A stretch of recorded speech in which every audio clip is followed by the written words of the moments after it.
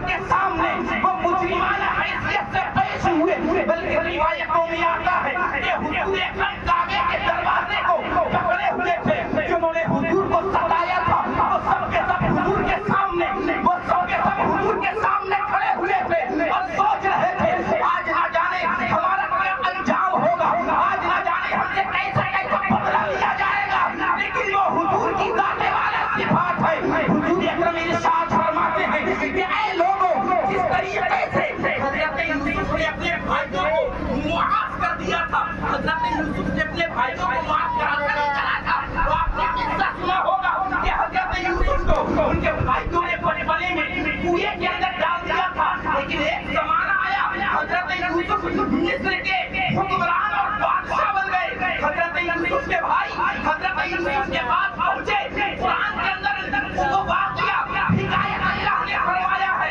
حضرت یوسف نے اپنے سارے بھائیوں کو معاف کر دیا، اور قرآن کے اندر ہے حضرت یوسف کہتے ہیں لا تثریب علیکم اليوم، اے لوگوں میں تم سے بدلہ نہیں لے گا، اے میرے بھائیوں میں نے تم سب کو معاف کر دیا۔ تو حضور اکرم حضرت یوسف کا حوالہ دے کر کہتے ہیں کہ جس طریقے سے حضرت یوسف نے اپنے بھائیوں کو معاف کر دیا تھا، اے لوگوں اگر کہ تم نے مجھے ستایا بہت ہے، جاؤ میں نے تم سب کو معاف کر دیا، انتم الطلقاء، میں تم میں سے کسی سے بدلہ نہیں لیتا، جنہوں نے میرے راستے میں کانٹے بچھائے تھے میں نے اسے بھی معاف کر دیا، جس نے مجھے گالیاں دی تھی جاؤ میں نے بھی اس کو بھی معاف کر دیا، اور جن لوگوں نے میرے ساتھیوں کے اوپر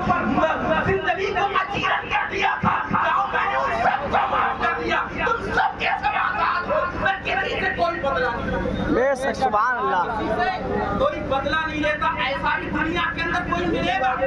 ایسا کوئی دنیا کے اندر ملے گا کہ جو اپنے جانی دشمنوں کو معاف کر دے گا۔ سلام اس پر کہ جس نے بے کسوں کی دستگیری،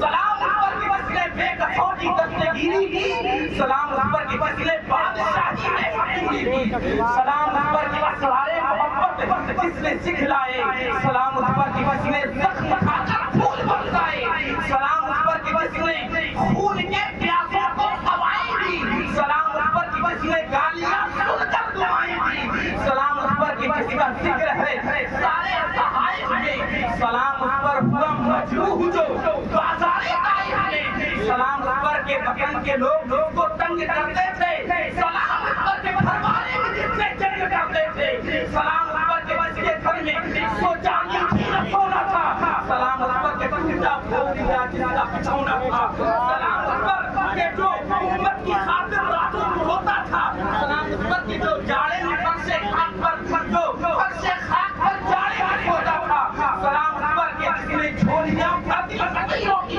سلام اس پر کہ جس نے مشکیں کھولی ہوئی جس نے اسیروں کی، سلام اس پر کہ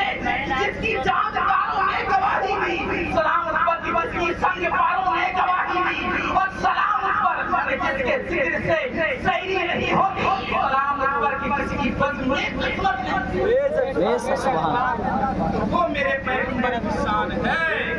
خطا کار سے درگزر کرنے والا، یعنی جو خطا کرے اس سے درگزر کا مطلب کیا ہوتا ہے کہ اگنور کر دینا، معاف کر دینا، خطا کار سے درگزر کرنے والا، بد اندیش کے دل میں گھر کرنے والا، مفاسد کا زیر و زبر کرنے والا، قبائل کو شیر و شکر کرنے والا، اتر کر عراق سے سوئے قوم آیا، اتر کر عراق سے سوئے قوم آیا، اور ایک نسخے کیمیا ساتھ لایا، جسے خام کو جس نے کندن بنایا، جسے خام کہتے ہیں کچے تانبے کو، جس کہتے ہیں تانبا اور خام کہتے ہیں کچا۔ تو اس شعر کے اندر الطاف حسین حانی نے کہا ہے کہ میرے سرکار کی شان یہ ہے کہ حضور نے کچے تانبے کو کندن یعنی کھڑا سونا بنا دیا۔ کندن کیسے کہتے ہیں؟ کھڑے سونے کو کہتے ہیں 24 کیرٹ سونا جس کے اندر ملاوٹ نہ ہو، کہتے ہیں کندن۔ تو جس طریقے سے کچے تانبے کو کندن بنا دیا جائے گا دنیا کے اندر ممکن ہے، لیکن حضور کی شان یہ ہے کہ حضور اکرم نے عرب کی مجدد قوم کو سدھار دیا، مجدد قوم کو سدھار دیا، خطا کار سے درگزر کرنے والا، بد اندیش کے دل میں گھر کرنے والا، مفاسد کا زیر و زبر کرنے والا، قبائل کو شیر و شکر کرنے والا، اتر کر سے سوئے